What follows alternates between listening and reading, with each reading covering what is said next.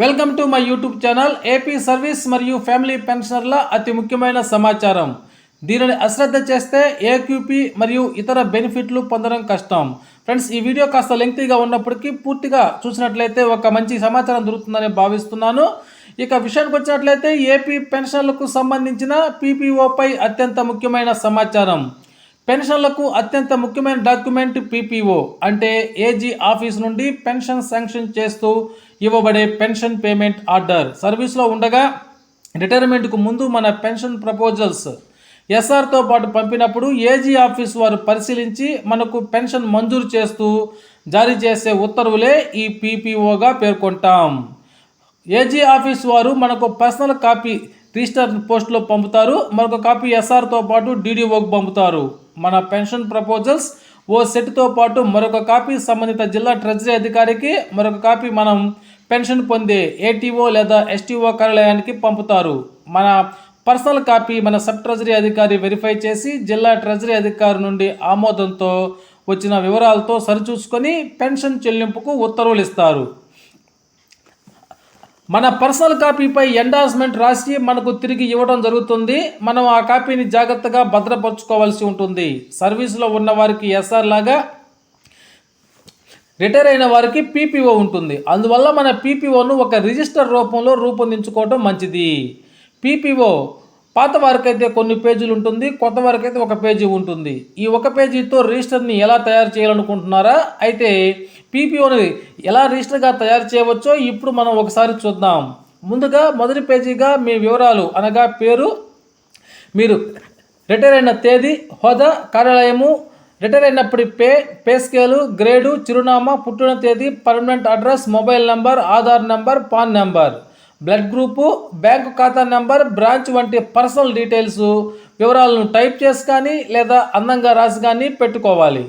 మన PPO order ముందు వెనుక ఒక దళసరి పాలిథిన్ పేపర్ పెట్టాలి. ఆ తర్వాత ఓ 10 A4 సైజ్ కాంక్వెస్ట్ పేపర్లు అనగా తెల్ల కాగితాలని పెట్టాలి. మీ ఆధారు, పెన్షన్ బ్యాంకు పాస్బుక్ మొదటి 2 పేజీలు, ఈహెచ్ఎస్ కార్డు స్కాను లేక జెరాక్స్ కాపీలని పెట్టాలి. మీ స్పౌజ్ ఆధారు, పాను, ఈహెచ్ఎస్ కార్డు జెరాక్స్ కాపీలు పెట్టాలి. ఆ తర్వాత ఓ 4 వైట్ పేపర్స్ పెట్టి అందమైన బౌండ్ బుక్గా తయారు చేయించి మన వద్ద భద్రంగా ఉంచుకోవాలి. అయితే ఈ పీపీఓ రిజిస్టర్ వల్ల ఉపయోగం ఏంటో ఇప్పుడు తెలుసుకుందాం. Revised pension fixation, PRC fixation, quantum of pension మంజూరు వంటి అంశాలను ఈ బుక్లో రికార్డు చేసే వీలుంది. పెన్షన్ తదనంతరము ఫ్యామిలీ పెన్షన్ మంజూరుకు ట్రెజరీ వారు పీపీఓ ఒరిజినల్ ఇవ్వమని అడుగుతారు. మనం ఏదైనా కారణంతో పీపీఓను కోల్పోతే ఎస్టీఓ ద్వారా డీటీఓ గారికి నిర్ణీత ఫీజు చెల్లించి దరఖాస్తు చేసుకొని డూప్లికేట్ పీపీఓ పొందే వీలుంటుంది.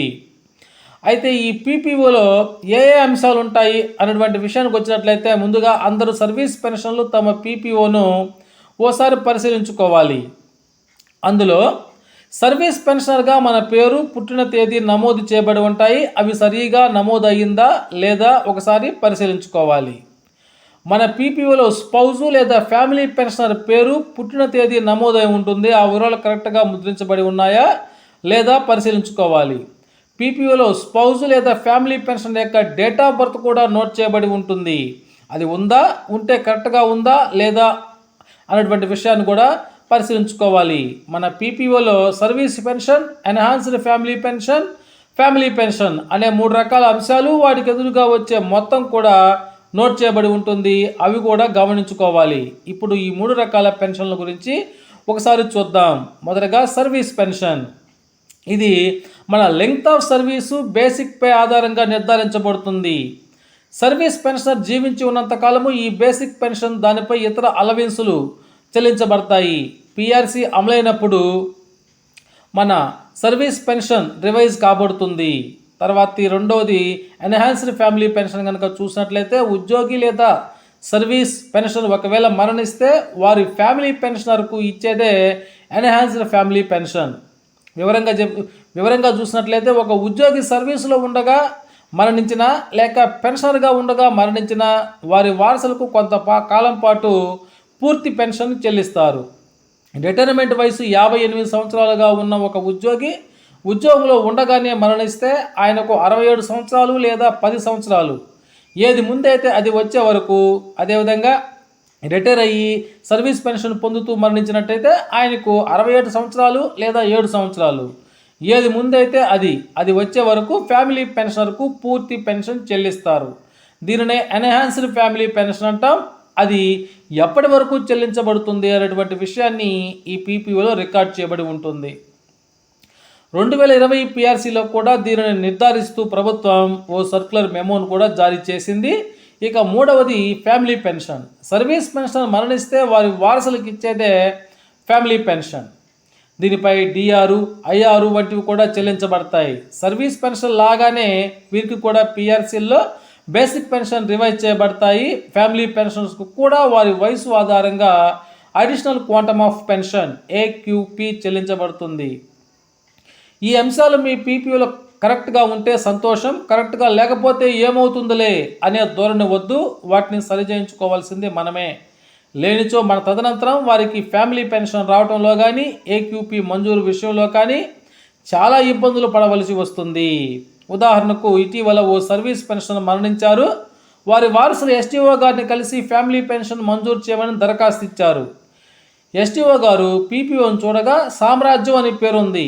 ఆధార్లో, ఆస్తుల్లో, బ్యాంకు ఖాతాల్లో వారి పేరు సాంబమ్మగా ఉంది. కావున చెల్లదని పీపీఓలో పేరు మార్పు కోరుతూ ఏజీ ఆఫీస్కు దరఖాస్తు చేసుకోవాల్సిందిగా సూచించారు.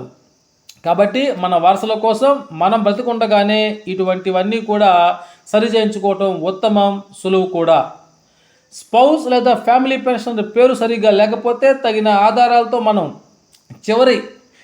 చివరిగా రిటైర్ అయిన చోట డీడీఓ ద్వారా పీపీఓలో పేరు సరిచేయించుకోమని దరఖాస్తుతో పాటు ఎస్ఆర్ ఒరిజినల్ పీపీఓ ఏజీ ఆఫీస్కు దరఖాస్తు పంపి సరిచేయించుకోవాలి. డేట్ ఆఫ్ బర్త్ విషయంలో అయితే స్పౌజ్ లేదా ఫ్యామిలీ పెన్షన్ యొక్క date of birth pension proposals పంపే సమయంలో ఖచ్చితంగా నోట్ చేసి ఉండాలి. అదే అన్నిటికీ ప్రమాణం అవుతుంది.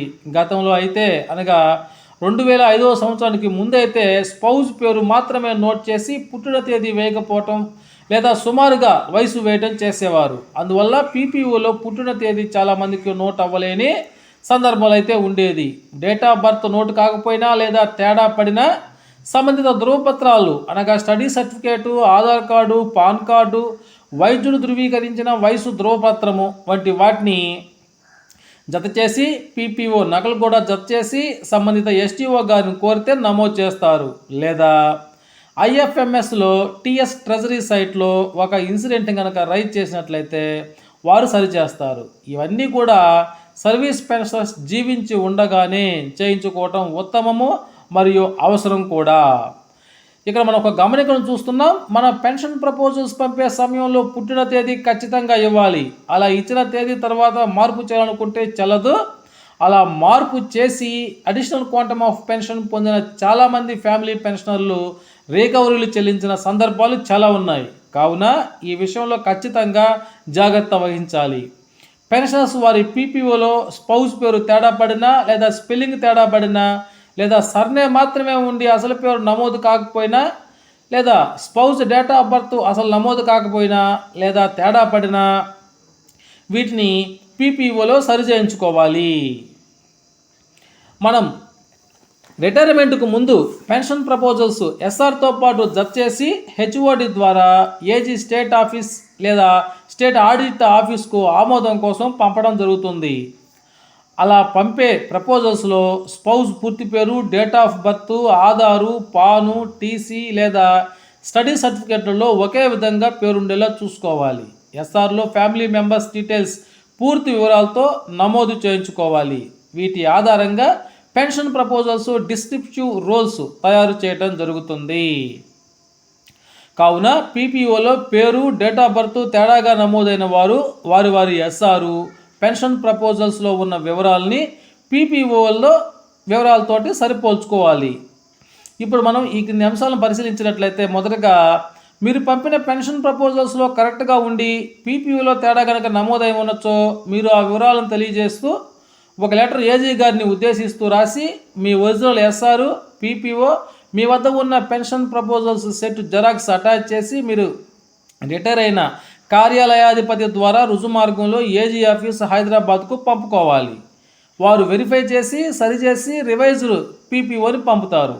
ఒకవేళ మీరు పంపిన పెన్షన్ ప్రపోజల్స్లోనే మీ స్పౌజ్ పేరు కానీ డేట్ ఆఫ్ బర్త్ కానీ తేడాగా రాసి ఉంటే మీరు ఆ వివరాలను తెలియజేస్తూ ఒక లెటర్ ఏజీ గారిని ఉద్దేశిస్తూ రాసి మీ ఒరిజినల్ పీపీఓని జత చేసి మీ ఎస్ఆర్లో మీ డీడీఓ గారిచే ఫ్యామిలీ మెంబర్స్ డీటెయిల్స్ ఎంటర్ చేయించి మీ spouse name date of birth వివరాలు ఒకే విధంగా ఉన్న టీసీని కానీ స్టడీ సర్టిఫికేట్ని కానీ లేదా ఆధారు పాన్ జెరాక్స్ అటెస్టెడ్ కాపీలు జత చేసి డిస్క్రిప్టివ్ రోల్స్లో 3 కాపీలు తయారు చేసి జత చేసి మీరు రిటైర్ అయిన కార్యాలయాధిపతి ద్వారా రుజుమార్గంలో ఏజీ ఆఫీస్ హైదరాబాద్కు పంపుకోవాలి. వారు వెరిఫై చేసి సరిచేసి రివైజ్డ్ పీపీఓని పంపుతారు. ఒకవేళ మీ స్పౌజ్ పేరు గతంలో ఉన్న పేరును ప్రస్తుతం మార్చుకొని మరో పేరు పెట్టుకొని ఆ పేరు పీపీఓలో నమోదు చేయించుకోవాలనుకుంటే నోటరీ అఫిడవిట్, దినపత్రికల్లో ప్రకటన, గెజిట్ పబ్లికేషన్ కాపీలు ఎస్ఆర్కు జత చేసి హెచ్ఓడి ద్వారా రుజుమార్గంలో ఏజీకి మీ దరఖాస్తు ద్వారా పంపాలి.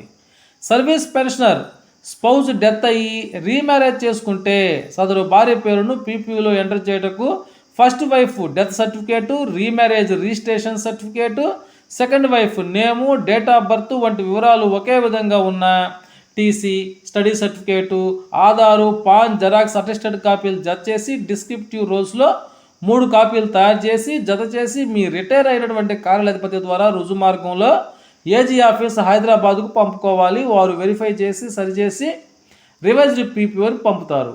మీ spouse name date of birth కరెక్ట్గా మీ పీపీఓలో నమోదై ఉండి మనకు సిఎఫ్ఎంఎస్ నుండి మంత్లీ జారీ చేయబడే పే స్లిప్స్లో పేరు తేడా పడినా, పుట్టిన తేదీ నమోదు కాకపోయినా మీ సంబంధిత ఎస్టీఓ గారికి సదరు తేడాలు పీపీఓ ప్రకారం సరిచేయమని లేఖ రాసి PPO spouse Aadhaar pan study certificate xerox కాపీలను జత చేసి ఇచ్చి సరిచేయమని కోరవచ్చు. అప్పుడు వారు వాటిని సరిచేస్తారు. ఓకే ఫ్రెండ్స్, ఇది సమాచారం. మీకు నచ్చినట్లయితే ఒక లైక్ చేయండి.